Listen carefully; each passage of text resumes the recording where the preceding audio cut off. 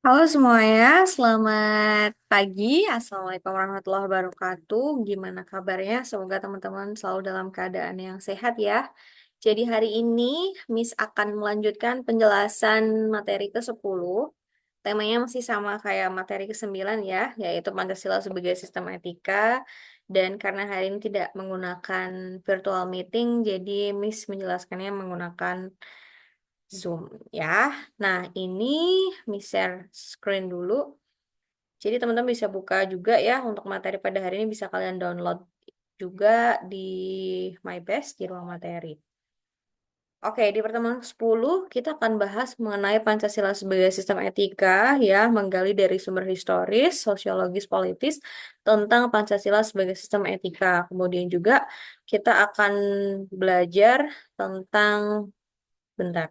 Dinamika dan juga tantangan Pancasila sebagai sistem etika, esensi Pancasila sebagai sistem etika, pengembangan Pancasila sebagai sistem etika, dan juga contoh Pancasila sebagai sistem etika dalam kehidupan.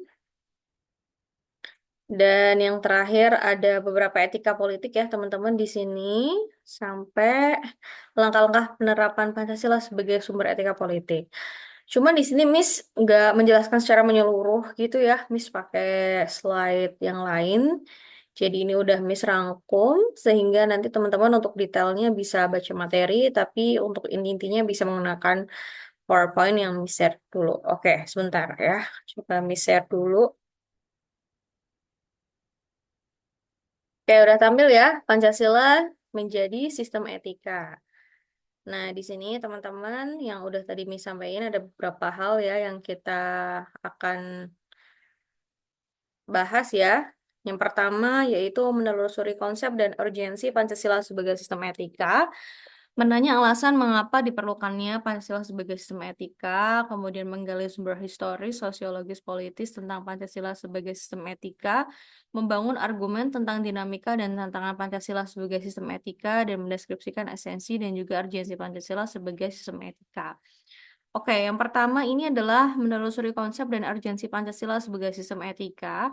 Kita di sini coba gali definisinya terlebih dahulu ya. Jadi di sini ada etika umum dan etika khusus ya, teman-teman. Kalau secara etimologi, etika itu berasal dari bahasa Yunani kuno, yaitu ethos yang berarti watak, sikap, cara berpikir, kebiasaan atau adat. Jadi yang namanya etika itu adalah watak, dan watak itu dia diperoleh dari bisa dari orang tua kita ya, kemudian dari kebiasaan yang kita bangun melalui lingkungan yang kita tempatin gitu. Jadi dua hal itu bisa ngebentuk watak kita, teman-teman. Nah, esensi dari etika itu adalah kelompok filsafat praktis atau filsafat yang membahas bagaimana manusia bersikap terhadap apa yang ada dan dibagi menjadi dua, yaitu kelompok etika merupakan suatu pemikiran kritis dan mendasar tentang ajaran-ajaran dan pandangan-pandangan moral. Jadi dari definisi di sini kita bisa mengetahui bahwa yang namanya etika itu adalah bagaimana sikap kita terhadap menyikapi segala sesuatunya, teman-teman ya. Ini ada beberapa aliran-aliran etika. Yang pertama itu ada etika keutamaan. Orientasinya adalah keutamaan atau kebajikan dan watak nilainya biasanya yang etika keutamaan itu disiplin, kejujuran, belas kasih, murah hati, dan seterusnya.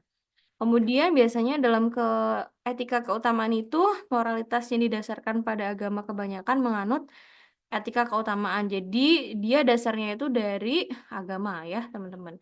Yang kedua ada aliran teleologis. Nah, di sini tuh orientasinya itu konsekuensi atau akibat, di mana watak yang ada itu biasanya etika dengan aliran teleologis itu kebenaran dan kesalahan didasarkan pada tujuan akhir. Nah, aliran etika yang berorientasi pada konsekuensi atau hasil seperti hedonisme, Ultiratianisme itu merupakan aliran etika dari teleologis, sorry. And then yang terakhir ada aliran deontologis ya. Di sini orientasinya terhadap kewajiban atau keharusan dan watak yang dianut itu berupa kelayakan, kepatutan atau kepantasan. Nah, di sini deontologis itu adalah aliran etika di mana Pandangan etika ini mementingkan kewajiban seperti halnya pemikiran Immanuel Kant yang terkenal dengan sikap imperatif kategoris, perbuatan baik dilakukan tanpa pamrih. Jadi di sini tuh etika yang deontologis itu dia harus berbuat baik ya teman-teman ya. Nah, ini inti dari materi kita, teman-teman. Jadi kita akan lebih banyak membahas tentang etika Pancasila ya, karena di sini kan judulnya Pancasila sebagai sistem etika ya. Maka etika Pancasila itu adalah cabang filsafat yang dijabarkan dari sila-sila Pancasila untuk mengatur perilaku kehidupan bermasyarakat, berbangsa, dan bernegara di Indonesia. Oleh karena itu, dalam etika Pancasila terkandung nilai-nilai ketuhanan, kemanusiaan, persatuan, kerakyatan, dan keadilan. Oke, jadi etika Pancasila di atas ya selalu bercermin dari sila-sila yang ada dalam Pancasila. Urgensi Pancasila sebagai sistem etika. Pentingnya Pancasila sebagai sistem etika terkait dengan problem yang dihadapi bangsa Indonesia itu adalah sebagai berikut. Yang pertama adalah banyaknya kasus korupsi yang melanda negara Indonesia sehingga dapat melemahkan sendi-sendi kehidupan berbangsa dan bernegara. Sehingga dibutuhkanlah ya sistem etika dalam upaya pemberantasan korupsi ya teman-teman.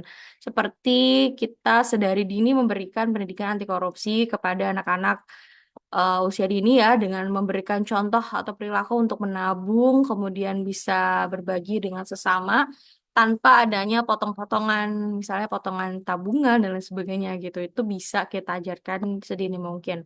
Kemudian yang kedua itu urgensi Pancasila sebagai sistem etika itu masih terjadinya aksi aksi terorisme yang mengatasnamakan agama sehingga dapat merusak semangat toleransi dalam berkehidupan antar umat beragama dan meluluhlantahkan semangat persatuan atau mengancam disintegrasi bangsa.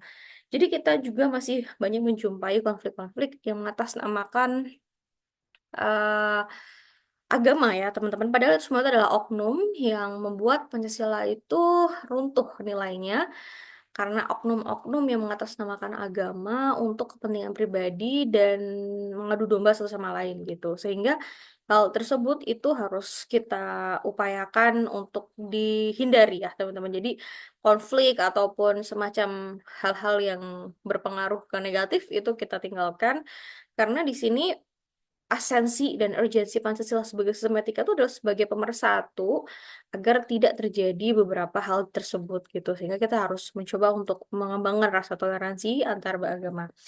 Kemudian yang ketiga ini masih terjadinya pelanggaran HAM dalam kehidupan bernegara seperti kasus penyerbuan lembaga permasyarakatan cabang Yogyakarta pada tahun 2013 yang lalu. Kemudian yang keempat ini ada kesenjangan antara kelompok masyarakat kaya dan miskin masih menandai kehidupan masyarakat Indonesia. Yang kelima ada ketidakadilan hukum. Ada juga yang keenam, banyaknya orang kaya yang tidak bersedia membayar pajak dengan benar gitu ya. Masih banyak kita temuin orang-orang kaya yang nyari bansos gitu. Jadi hal-hal kayak gitu tidak mencerminkan esensi dari Pancasila sebagai sistem etika. Lalu asal mengapa diperlukannya Pancasila sebagai sistem etika ya, terutama untuk menjawab beberapa persoalan di atas ya. Yang pertama, dekadensi moral yang melanda kehidupan masyarakat itu harus diutamakan gitu. Jadi generasi muda itu harus kita selamatkan. Karena apa? Karena sekarang itu generasi muda itu banyak yang mungkin ya ada beberapa yang menyalahi gitu sehingga kita harus menyelamatkan mereka teman-teman. Kemudian mengenai korupsi ya. Kenapa harus kita selamatkan juga? Karena memang korupsi ini kan masih merajalela gitu ya. Para penyelenggara negara juga tidak memiliki rambu-rambu yang normatif sehingga kasus korupsi ini tidak bisa diberantas hingga akarnya. Kemudian mengapa juga kita perlukan Pancasila sebagai sistem etika? Karena kurangnya rasa perlu kontribusi dalam pembangunan dan pembayaran pajak gitu. Kita kurang melek atas pembayaran pajak sehingga kita perlu yang namanya sistem nih dalam pendisiplinan pembayaran pajak. Kemudian yang keempat itu pelanggaran HAM dalam kehidupan bernegara di Indonesia ya, ditandai dengan lemahnya penghargaan seseorang terhadap hak pihak lain, misalnya kayak kita bekerja tapi mungkin gajinya tidak sesuai dengan yang kita inginkan, padahal kita udah bekerja, job desk-nya udah banyak banget gitu. Gimana caranya kita memperjuangkan hak-hak kita? Dan yang kelima itu kenapa Pancasila sebagai sistem etika? Karena kerusakan lingkungan yang berdampak terhadap berbagai aspek kehidupan, seperti kesehatan, kelancaran penerbangan, nasib generasi yang akan datang, dan lain sebagainya ini perlu kita perhatikan ya, sehingga kita memerlukan Pancasila sebagai sistem etika. Lalu dari mana semua hal di atas agar kita bisa kuat dalam mempertahankan sistem Pancasila sebagai etika? Kita lihat dulu dari sumber historis, sosiologis, dan politisnya. Pada zaman lama ya, Orde Lama ya, di sumber historisnya Pancasila sebagai sistem etika masih berbentuk sebagai filosofis Bornslag atau Weltanschauung yang artinya nilai-nilai Pancasila belum ditegaskan ke dalam sistem etika, tetapi nilai-nilai moral telah terdapat pandangan hidup masyarakat. Jadi dulu waktu Pancasila sebagai sistem etika di zaman Orde Lama ya, itu Pancasila itu belum ditegaskan untuk penyelesaian dalam setiap permasalahan yang ada dalam kehidupan gitu ya, karena mereka masih berbasis nilai-nilai moral aja gitu. Kemudian yang kedua, sumber sosiologis Pancasila sebagai sistem etika dapat ditemukan dalam kehidupan masyarakat berbagai etnis di Indonesia. Dan yang terakhir adalah sumber politis ya. Etika politik mengatur masalah perilaku politikus berhubungan juga dengan praktek institusi sosial, hukum komunitas, struktur sosial, politik ekonomi, etika politik itu punya tiga dimensi, ya itu adalah tujuan, sarana, dan aksi politik itu sendiri. Jadi dari beberapa source di atas, teman-teman, dari sumber historis, sosiologis, politis, tentang Pancasila sebagai sistem etika, ini memperkuat adanya penyelesaian atau upaya untuk menyelesaikan permasalahan-permasalahan yang ada di Indonesia sehingga kita butuh Pancasila sebagai sistem etika dalam upaya penyelesaian itu. Lalu bagaimana membangun argumen tentang dinamika dan juga tantangan Pancasila sebagai sistem etika? Yang pertama, pemilihan umum pada zaman Orde Lama itu dianggap terlalu liberal. Ini pandangan ya, pandangan dari Soekarno karena menganut sistem demokrasi terpimpin yang cenderung otoriter gitu. Kemudian yang kedua, ini argumen tentang dinamika Pancasila sebagai sistem etika itu adalah manusia Indonesia seutuhnya dalam pandangan Orde Baru sesungguhnya sebagai ciptaan Tuhan, ya, yang secara kodrati bersifat monodualistik, yaitu makhluk rohani dan jasmani, dan juga makhluk individu sekaligus makhluk sosial. Dan yang ketiga adalah sistem etika Pancasila pada era reformasi tenggelam dalam euforia demokrasi. Namun seiring dengan perjalanan waktu disadari bahwa demokrasi tanpa dilandasi sistem etika politik akan menjurus pada penyalahgunaan kekuasaan serta machiavellisme. Jadi, argumen tentang dinamika Pancasila sebagai sistem etika itu beragam sekali ya, teman-teman ya. Terus argumen tentang tantangan, tadi kan dinamikanya ya, sekarang tantangannya. Yang pertama tantangan terhadap sistem etika Pancasila pada zaman Orde Lama berupa sikap otoriter dalam pemerintahan yang tidak sesuai dengan sistem etika Pancasila yang lebih menonjolkan semangat musyawarah atau mufakat. Kemudian yang kedua, tantangan terhadap zaman etika Pancasila pada zaman Orde Baru dengan masalah NKK ya atau KKN, nepotisme, kolusi dan korupsi yang tidak sesuai dengan keadilan sosial yang hanya menguntungkan kelompok tertentu. Terus tantangan yang ketiga itu terhadap era reformasi ya di mana ada kebebasan berpolitik sehingga mengabaikan norma-norma moral. Jadi dinamika dan juga tantangan Pancasila sebagai sistem etika itu beragam sekali dimulai dari Orde Lama dan sekarang sudah Orde Baru dan bahkan sudah di era reformasi ya teman-teman ya. Jadi di sini dinamika dan juga tantangannya sudah terjawab ya bahwa sekarang segala penyelesaian masalah sudah menggunakan Pancasila sebagai sistem etika. Lalu apa sih esensi dan juga urgensi kenapa Pancasila itu dijadikan sebagai sistem etika? Yang pertama, hakikat sila ketuhanan itu terletak pada keyakinan bangsa Indonesia bahwa Tuhan sebagai penjamin prinsip-prinsip moral. Balik lagi ke sila yang pertama tentang ketuhanan yang Maha Esa ya, teman-teman. Tuhan itu kan sebagai penjamin ya, penjamin kehidupan kita sehingga ketika ada masalah ya kita balik lagi kepada Tuhan. Yang kedua, hakikat sila kemanusiaan yang terletak pada actus humanus yaitu tindakan manusia yang mengandung implikasi dan konsekuensi moral yang dibedakan dengan actus homini yaitu tindakan manusia yang biasa.